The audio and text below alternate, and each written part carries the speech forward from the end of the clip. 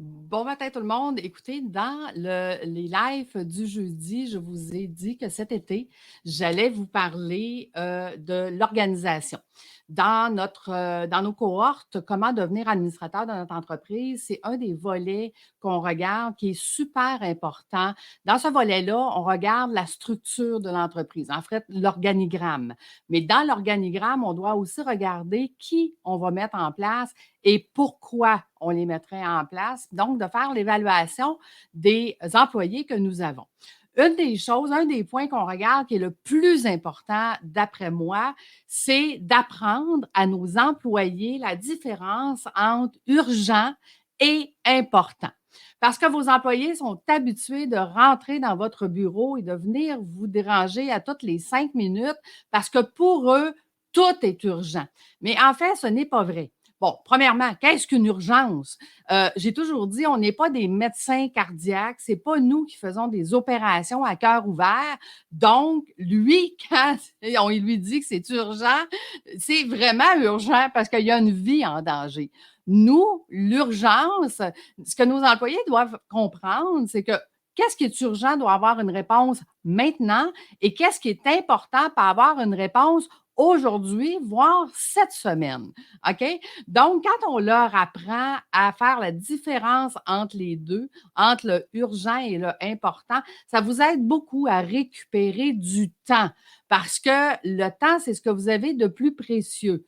Moi, j'enseigne à mes entrepreneurs qui vont devenir administrateurs à finir avec leur agenda, à faire que leur zone de génie. Parce que c'est dans leur zone de génie qu'ils sont les plus payants et c'est de cette façon-là qu'on va faire que l'entreprise va faire plus d'argent, qu'ils vont avoir plus de temps et plus de liberté.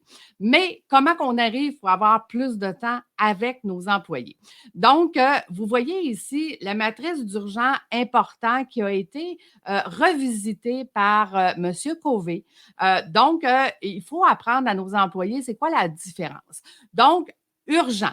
Qu'est-ce que c'est? C'est une nécessité. C'est quelque chose qui doit être géré. Donc, sommes-nous en crise? Est-ce que nous avons un problème pressant? Est-ce que le projet soumis a une échéance, exemple, aujourd'hui? On doit le finir aujourd'hui, puis c'est extrêmement urgent. Ça, si vous répondez à ces critères-là, à ce moment-là, la demande de votre employé, elle est urgente.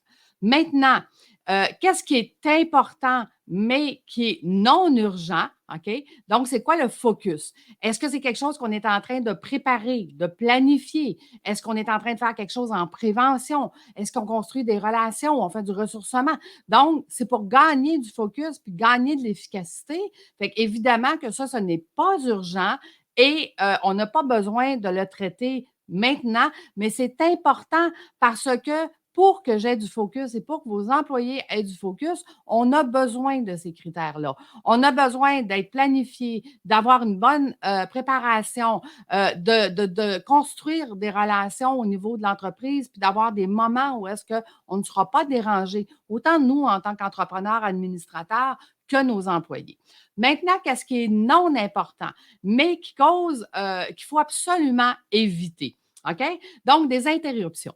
Ça veut dire que nos employés rentrent dans notre bureau pour nous déranger en pensant que c'est urgent, puis on se rend compte que finalement, ça ne répond pas aux critères. Ce n'est pas une crise, ce n'est pas un problème pressant et ce n'est pas un projet qui doit être mis aujourd'hui.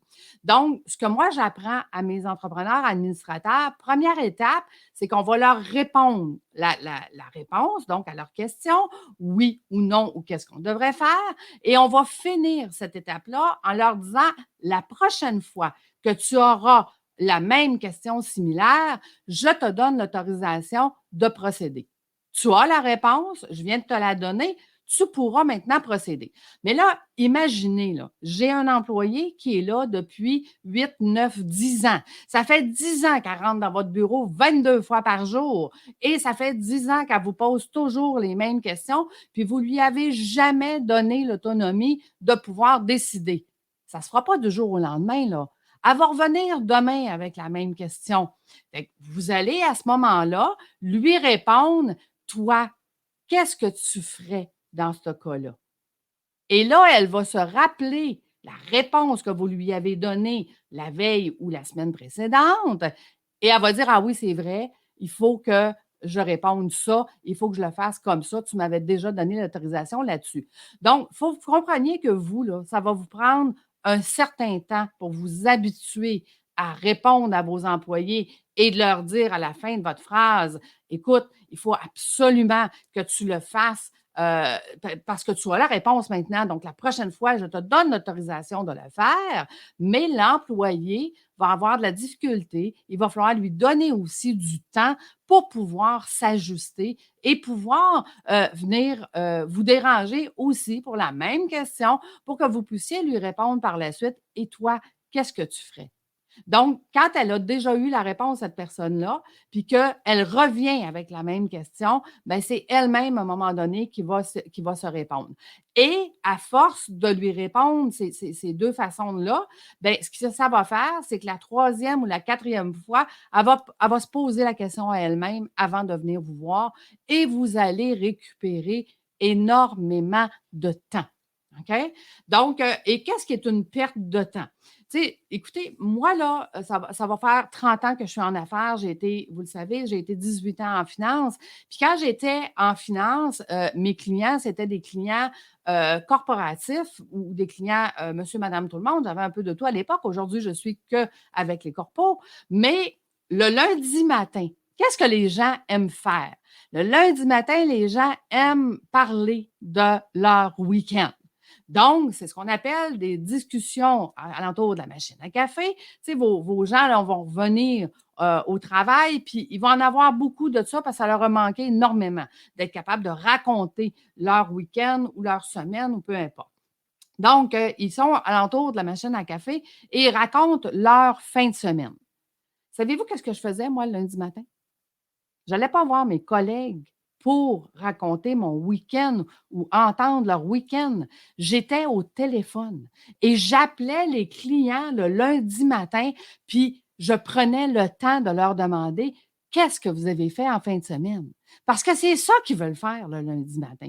Ça, on peut éviter ces pertes de temps-là. Moi, ça aurait été une perte de temps si j'allais voir mes collègues. Bien, une perte de temps. Vous allez dire, c'est pas une perte de temps, on fait des relations. Je suis d'accord avec vous. Mais comment j'avais réussi à transférer le fait d'avoir un temps où est-ce que je sais que les gens veulent parler de leur week-end, puis d'appeler des prospects, puis de leur demander à eux comment a été leur week-end.